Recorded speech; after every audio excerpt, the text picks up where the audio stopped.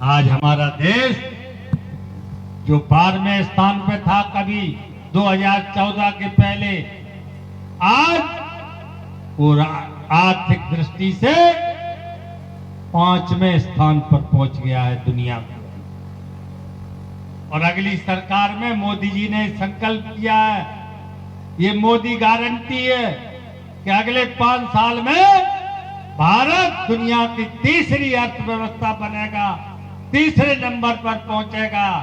America, Japan, चीन की टक्कर देने वाला ये हमारा देश होगा, जब गरीब आदमी, गांव में रहने वाला आदमी, हवाई चप्पल पहनने वाला आदमी हवाई जहाज में यात्रा कर सकेगा। तब देश खुशहाल होगा, तरक्की के रास्ते पर बढ़ेगा। उत्तर प्रदेश की हमारी 7 साल की सरकार ने गरीबों के लिए सेवा करने का काम किया है। मुख्यमंत्री सामूहिक विवाह योजना के अंतर्गत गरीब बेटियों की शादी, जिसमें 51,000 रुपए सरकारी खजाने से देने का काम हो रहा है, 35,000 लड़की के खाते में जमा करते हैं। 10,000 का सामान दहेज के रूप में देते हैं। बैंड बाजे के साथ शादी, डीएम भी रहता है, एसपी भी रहता है, जिले के सब आला अधिकारी रहते हैं, मंत्री जी भी रहते हैं, मैं भी रहता हूं। और गरीबों की शादी धूमधाम बैंड बाजे के साथ। कोई गरीब हो जिसको शादी करने के लिए पैसा न हो, लड़का ढूंढ लेना, मेरे पास चले आना। शादी कराने की, फ्री शादी कराने की मेरी जिम्मेदारी।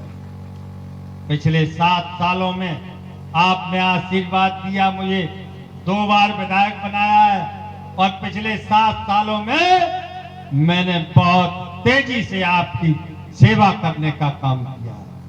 जन जन की सेवा करने का काम, गांव-गांव में विकास की गंगा बहाने का काम किया है।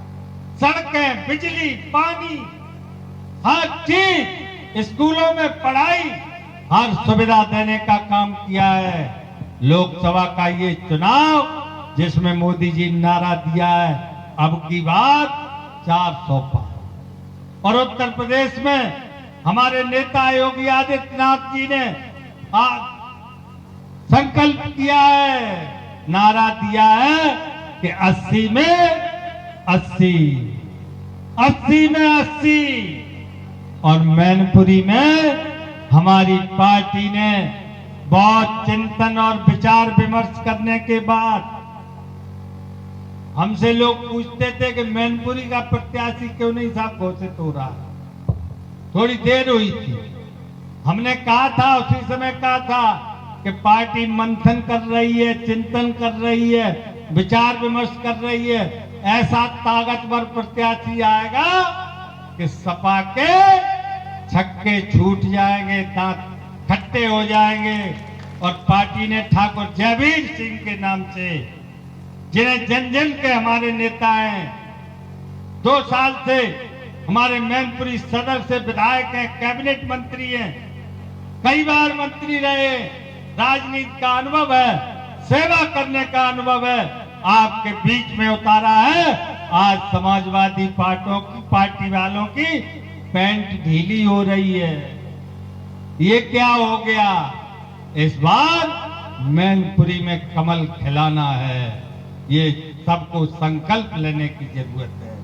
और ये भोगांव विधानसभा जो हमारे बादलों की विधानसभा है, एक बार को छोड़कर मुलायम सिंह यादव को भी पराजित करने वाले हमारे विधानसभा के वीर मतदाताओं, तुम्हारे सामने चुनौती है। ठाकुर जयवीर सिंह को इतने अंतर से विजयी बना देना कि अगर जसवंत नगर करेल में कुछ कमी भी पड़े तो भोगांव उसकी भरपाई करने के लिए तैयार खड़ा। मैं ज्यादा न कहते हुए, कई सभाएं लगी हैं, आप सबका पुनः अभिनंदन करता हूं, आपका स्वागत करता हूं।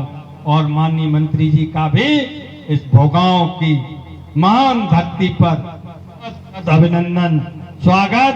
जय श्री राम, जय जय श्री राम। बहुत बहुत धन्यवाद आदरणीय विधायक जी। काफी बातें विस्तार से आपके माननीय विधायक जी ने हमारे मोदी जी की 10 साल के कार्यकाल की उपलब्धियां हो या प्रदेश सरकार के माननीय मुख्यमंत्री जी के कार्यकाल की 7 साल की उपलब्धियां हो, आपके सामने रखने का काम किया है।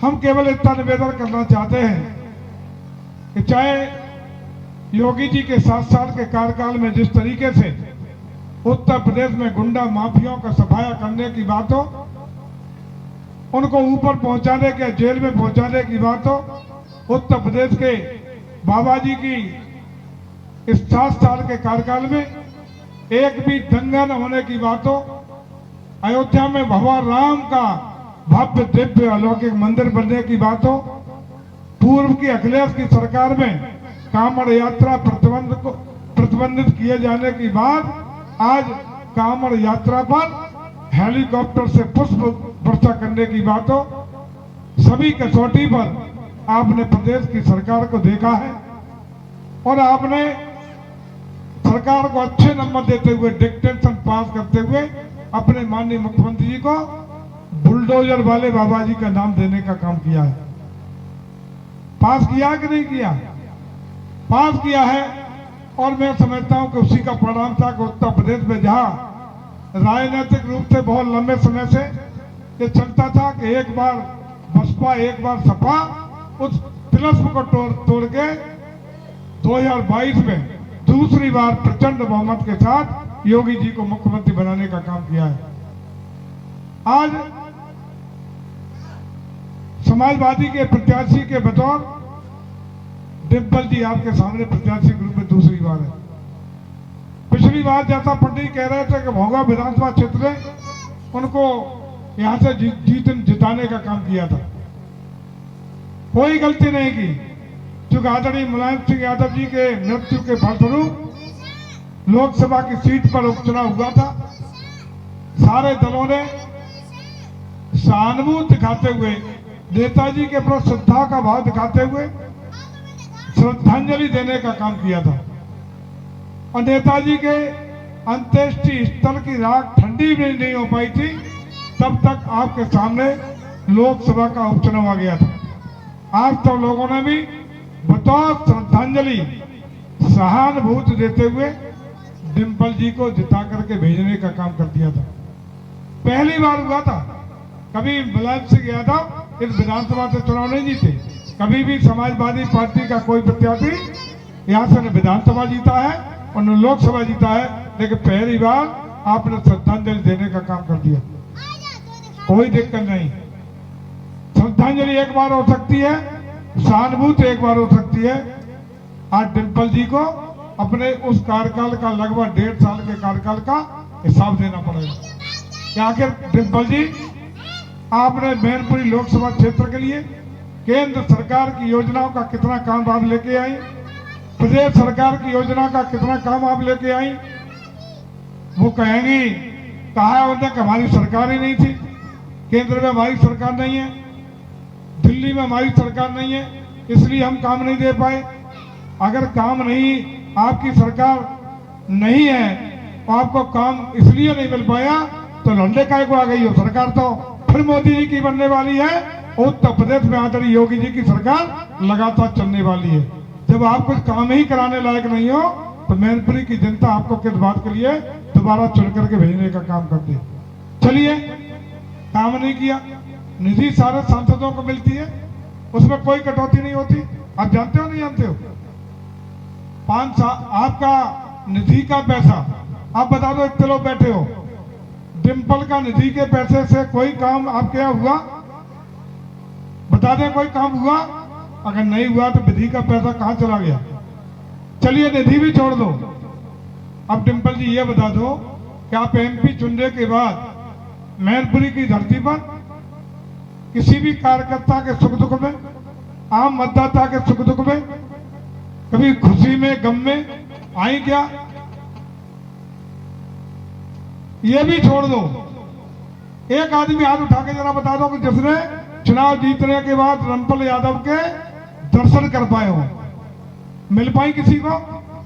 कभी मिली किसी को? अरे वो क्यों मिल जाएंगी? बड़े बाप की बेटी हैं, बड़े घर की बहू हैं, आपको मिल जाएंगी क्या? नहीं मिल सकती। इसलिए आज निर्णय सहानुभूति पे नहीं, श्रद्धांजलि पे नहीं, वो एक बार हो गया। अब निर्णय होगा मेरिट पर, गुणवत्ता पर, योगी जी के 7 साल के कार्यों पर और मोदी जी के 10 साल के गरीब कल्याणकारी योजना की बात हो या देश की मान सम्मान और प्रतिष्ठा बढ़ने की बात हो। आज विश्व पटल भारत का डंका बज रहा है। विश्व में 5वीं अर्थव्यवस्था हिंदुस्तान बना है, 3री अर्थव्यवस्था बनने का संकल्प हम पूरा करने जा रहे हैं।